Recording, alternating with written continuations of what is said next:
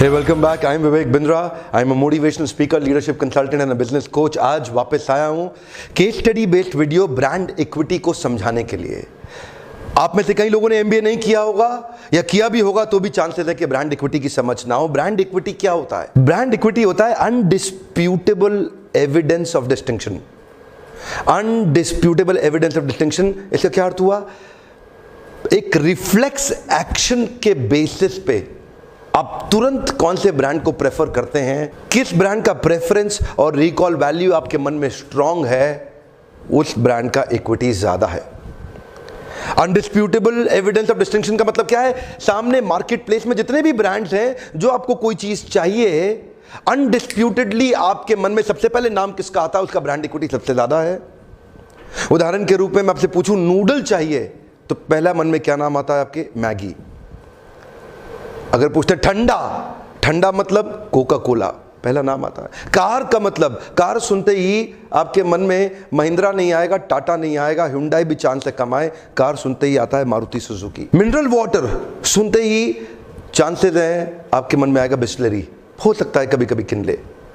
Toothpaste बचपन से सुनते आ रहे हैं कोलगेट कर लो, कोलगेट कर लो, तूने कोलगेट किया क्या? टूथपेस्ट का मतलब कोलगेट। कोलगेट कई ब्रांड लाने के बावजूद भी आज भी अनडिस्प्यूटेबल एविडेंस है उसका, हमारे देश के अंदर लॉयल्टी कोलगेट के प्रति आज भी बनी हुई है। किसी को पिज्जा खाना है देश में, पहला नाम क्या ध्यान में आता है? डोमिनोज। इसको बोलते हैं ब्रांड इक्विटी। बड़ी स्ट्रॉन्ग इक्विटी इन ब्रांड्स ने जनरेट करी over a period of time. Insurance policy लेना है, क्या नाम आएगा सबसे पहले? LIC।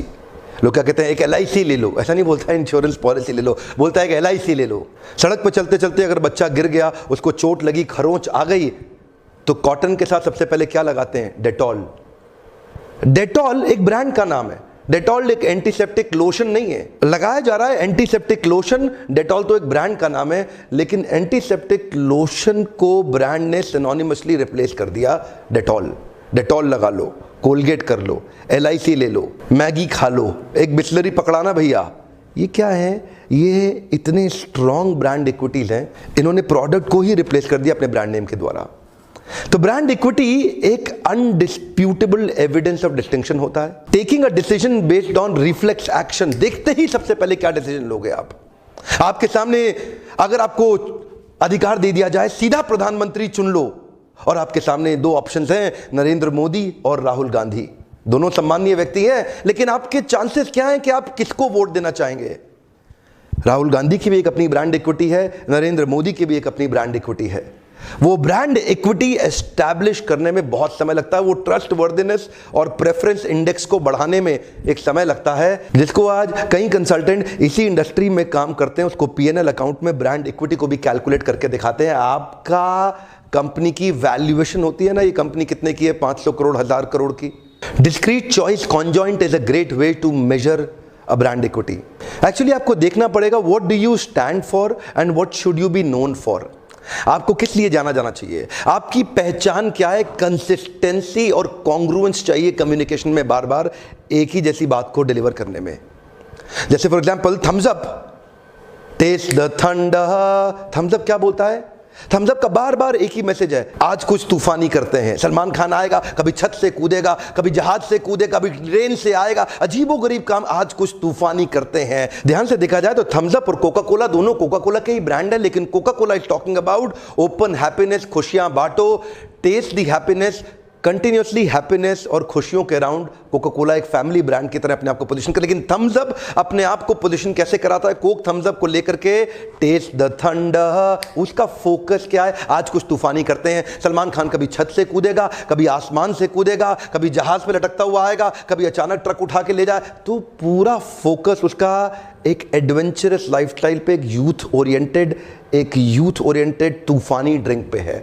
उनका कंसिस्टेंसी है अपनी ब्रांड को पोजीशनिंग को लेकर के। आप किस लिए जाने चाहिए? मेरा आपसे प्रश्न है, कम ऑन, जो मेरी ऑडियंस आज मेरे वीडियो को देख रही है, मैं ये सारे कंटेंट को साधारण भाषा में आप तक पहुंचाना चाहता हूं।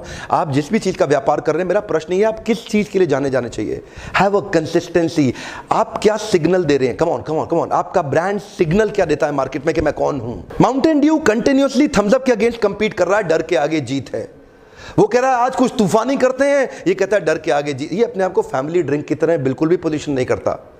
तो brand equity over a period of time build होती है। एक ये लंबा सब्जेक्ट है, इसमें मैं 3-4 वीडियोस धीरे धीरे बनाना चाहूंगा।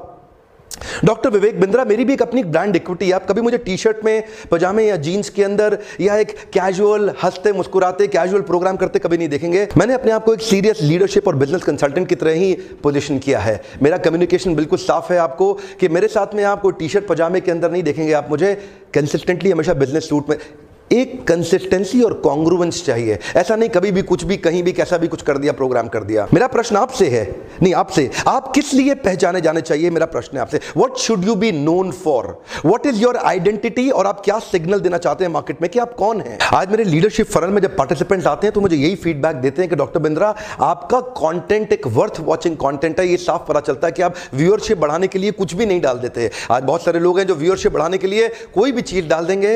इनफैक्ट अगर आप न्यूज चैनल भी देखें तो 2 प्रकार के न्यूज चैनल है और दोनों की अपनी एक ब्रांड इक्विटी और ब्रांड पोजीशनिंग है। एक न्यूज चैनल कैसा है जो इंडिया टीवी, आज तक और एबीपी जैसा है। ये ब्रेकिंग न्यूज में बिलीव करते हैं, ये फट फट फट न्यूज देना चाहते हैं। तो इनका बिहेवियर कैसा होना चाहिए, इनको स्पीड दिखानी पड़ेगी, इनको जल्दी के साथ में कवरेज देनी पड़ेगी। So their nature has to be aggressive, speedy and every time breaking the news. दूसरी तरफ एक और चैनल है, इसका नाम है NDTV. NDTV is not about breaking news, it is about perspective, it is about analysis. वो क्या कहते हैं, मैं कोई भी न्यूज ब्रेक नहीं करता, लेकिन न्यूज आ जाने के कुछ दिन के बाद या कुछ समय के बाद मैं एक अच्छा एनालिसिस और एक पर्सपेक्टिव दूंगा कि एक्चुअली क्या हुआ था। ब्रेकिंग में कभी कभार चीज सही होगी, कभी कभी गलत होगी, लेकिन पर्सपेक्टिव और एनालिसिस में मैं एक आपको ओपन माइंडेड, एक कंप्लीट एनालिसिस के साथ एंड टू एंड पिक्चर ला के देना चाहता हूं। एक्चुअली दोनों चैनल की एक अपनी ऑडियंस है, दोनों चैनल की एक अपनी व्यूअरशिप है। मैं ये नहीं बोल रहा ये अच्छा है ये बुरा है, मैं ये बोल रहा हूं इनकी एक अलग ब्रांड इक्विटी है और इनकी एक अलग ब्रांड इक्विटी है।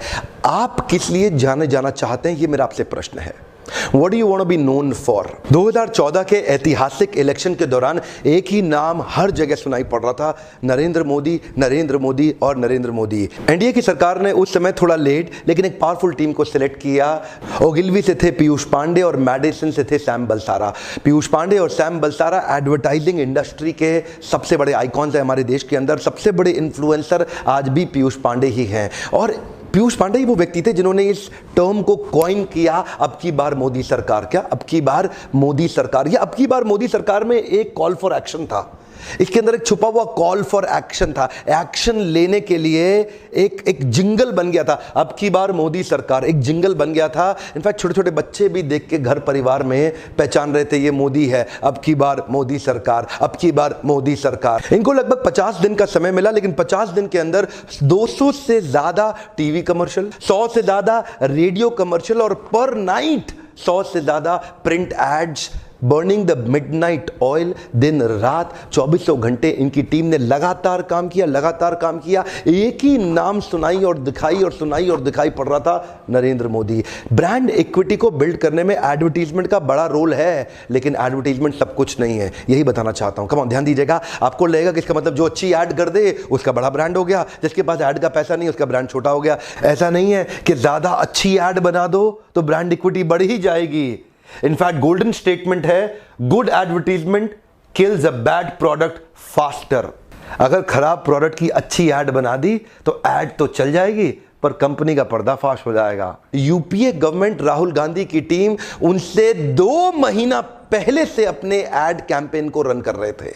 एनडीए गवर्नमेंट ने लेट चालू किया, यूपीए गवर्नमेंट उससे भी बहुत पहले से 2 महीना पहले से ऐड कर रहे थे रन। इधर कोई ऐड चल रही थी, उस ऐड के अगेंस्ट ऐड वाइज ऐड एक के बाद एक ही अपने कैंपेन चलाए चले जा रहे थे। अच्छा, एक तो होती है नेशनल ब्रांड इक्विटी, इसके अलावा हो सकती है रीजनल ब्रांड इक्विटी। अमेठी के अंदर राहुल गांधी की रीजनल ब्रांड इक्विटी इतनी सॉलिड और इतनी स्ट्रांग थी कि स्मृति ईरानी आई, पीछे पीछे नरेंद्र भाई मोदी भी आए, लेकिन रीजनल ब्रांड इक्विटी में राहुल गांधी को बिल्कुल डिस्टर्ब नहीं कर सके। वहां का कुमार विश्वास भी आए, उनके पीछे पीछे अरविंद केजरीवाल भी आए, लेकिन रीजनल ब्रांड इक्विटी इतनी शक्तिशाली, राहुल गांधी की अमेठी के अंदर कोई उनका बाल बांका नहीं कर सका। कभी कभी किसी ब्रांड का, प्रोडक्ट का regional brand equity national brand equity से ज्यादा हो सकता है।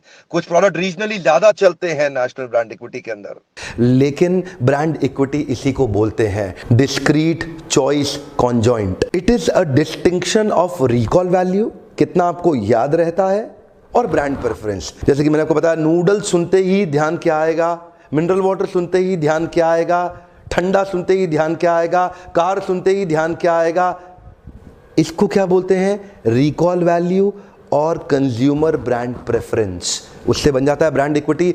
शायद इनकी सरकार के काम इतने अच्छे थे, एक आम आदमी के दिमाग में बहुत बड़ा ब्रांड इक्विटी जनरेट हो गया।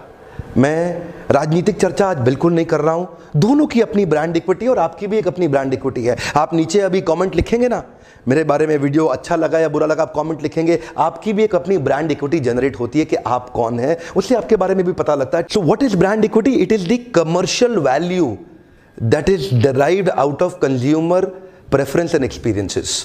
एक कंज्यूमर के प्रेफरेंस और एक्सपीरियंस से कमर्शियल वैल्यू बन के आती है, जिसके कारण मैं समझ में आता है कि मैं इस ब्रांड के लिए ज़्यादा पैसा देने को भी तैयार हूं। देखो, दोनों एक जैसी चीज़ें हैं, एक ही रेट की चीज़ें हैं, लेकिन इसके लिए मैं ज़्यादा पैसा भी देने को तैयार हूं क्योंकि मेरे को ये ब्रांड ही चाहिए। वो ब्रांड आप एस्टैब्लिश और बिल्ड कैसे करते हैं, उसमें आपको कंसिस्टेंसी चाहिए, एक ऑनेस्टी चाहिए और अपने प्रॉमिस को डिलीवर करना पड़ेगा। अगर आप अपने प्रॉमिसेस को डिलीवर नहीं कर रहे अपने ब्रांड के अंदर, तो आपकी ब्रांड इक्विटी धीरे धीरे नीचे आ जाएगी। एनडीए गवर्नमेंट ने अपने कैंपेन को 3 हिस्सों में डिवाइड किया। पहला हिस्सा उन्होंने कैंपेन पे चलाया अनहैप्पीनेस पे, जनता माफ नहीं करेगी। दूसरा कैंपेन उन्होंने चलाया होप के ऊपर, वाह वाह अच्छे दिन आने वाले हैं, आने वाले हैं। और तीसरा हिस्सा चलाया कैंपेन का कॉल फॉर एक्शन पे, फाइनली अब की बार मोदी सरकार। जब वोट डालने का टाइम आया, हर जगह यही बोला, अब की बार मोदी सरकार, अब की बार मोदी सरकार। इंटेलिजेंटली स्टेप बाय स्टेप इनको बिल्ड करते चले गए। हर पुरानी तकलीफों, हर सारी तकलीफ के पीछे लोगों को लगा कि पता नहीं किस मसीहा का जन्म हो गया है, किसका अवतार होने जा रहा है। हर जगह एक ही नाम सुनाई पड़ रहा था, एक ही नाम दिखाई पड़ रहा था, नरेंद्र दामोदर दास मोदी। इसको बोलते हैं ब्रांड इक्विटी। तो अनहैप्पीनेस के बाद जो ये होप दिखाई दी ना, अच्छे दिन आने वाले हैं, अच्छे दिन आने वाले हैं, अच्छे दिन लोगों को विश्वास होने लग गया, अच्छे दिन अब आएंगे क्योंकि नरेंद्र दामोदर दास मोदी आ रहे हैं। इसको बोलते हैं ब्रांड इक्विटी।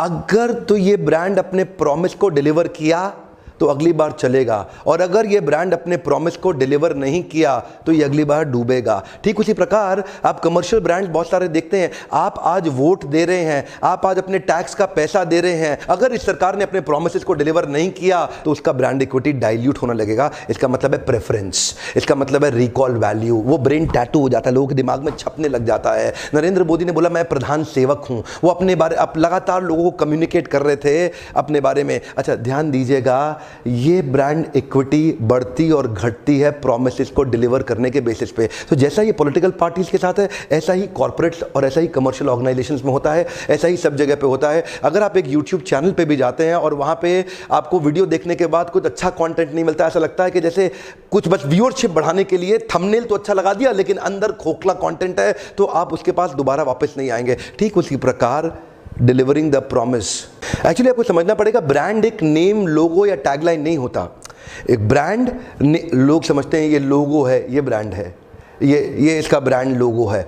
ब्रांड नेम, लोगो या टैगलाइन, नेम, लोगो या टैगलाइन एक जरिया होता है ब्रांड को कम्युनिकेट करने का। Their only mediums of communication. Brand होता क्या है? ब्रांड होता है एक महसूस कराने का तरीका। People don't remember who you are, they remember how do you make them feel. One more time, come on come on come on come on, ध्यान दीजिएगा। लोग कोई याद नहीं रखेंगे कि कौन कैसा है, कौन क्या है, किसके पास क्या माल है, वो याद रखेंगे आपने उनको कैसा महसूस कराया। अगर आप उसको अच्छा महसूस कराएंगे, प्रेफरेंस इंडेक्स बढ़ने लगेगा। अगर आप खराब महसूस कराएंगे, प्रेफरेंस इंडेक्स घटने लगेगा।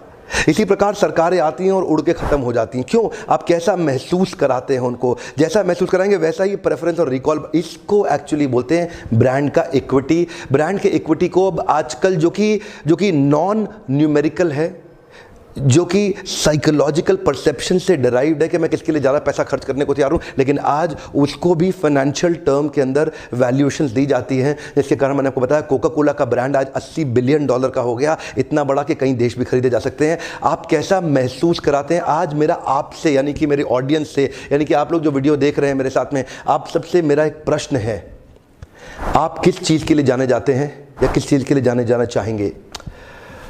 What do you think are you known for? What should you be known for? क्या आप अपने कंज्यूमर को ठीक से पहचानते हैं? और दूसरा प्रश्न, क्या आपकी कंपनी के सारे एम्प्लॉयज़ आपके कंज्यूमर को ठीक से पहचानते हैं?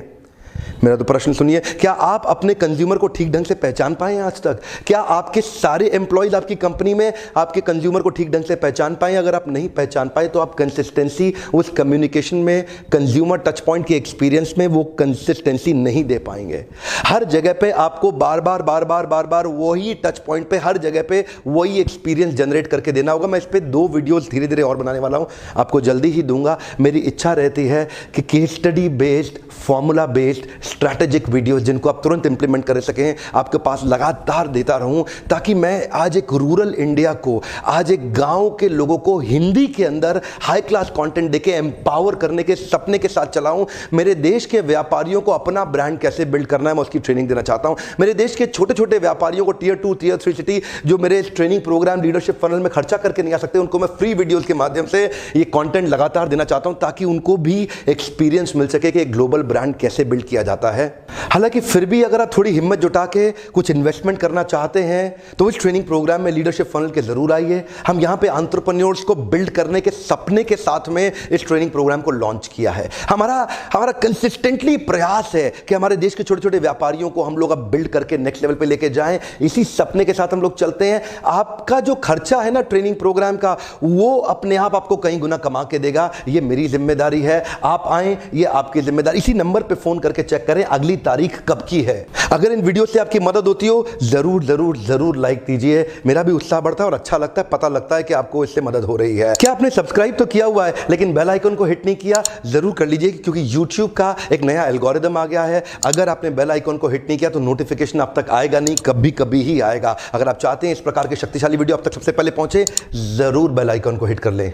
अभी तो आपसे प्रश्न पूछा था, मेरा प्रश्न फिर वही है आपसे आज कि आप किस चीज के लिए जाने चाहिए। What should you be known for? Coca Cola किस चीज के लिए पहचाना जाता है? थम्स अप किस चीज़ के लिए पहचाना जाता है? माउंटेन ड्यू किस चीज़ के लिए? आप किस चीज़ के लिए पहचाने जाने चाहिए? What should you be known for? आपका ब्रांड इक्विटी क्या है, ताकि आप उसके अराउंड कंसिस्टेंट मेहनत कर सकें। और एक बात शेयर करना चाहता हूं, एक बटन ही दबाना है खाली शेयर करने का, ज़रूर कर दो। अगर आप स्टूडेंट भी हो ना तो अपने फादर को ये वीडियो शेयर कर दो व्हाट्सएप पे, उनको दिखाओ कि वो अपने बिजनेस को, अपने प्रोफेशनल करियर को कैसे बिल्ड करें। आप एंटरप्रेन्योरियल और प्रोफेशनल सर्कल के अंदर जो लोग नौकरी धंधा व्यापार करते हैं, प्लीज़ शेयर दीज वीडियोज़, ताकि उन लोगों को भी हम एम्पावर कर सकें और सपने को जल्दी अचीव करें। हमारे देश से ग्लोबल ब्रांड पूरी दुनिया में जाने चाहिए। वीडियो देखने के लिए आपका फिर से धन्यवाद।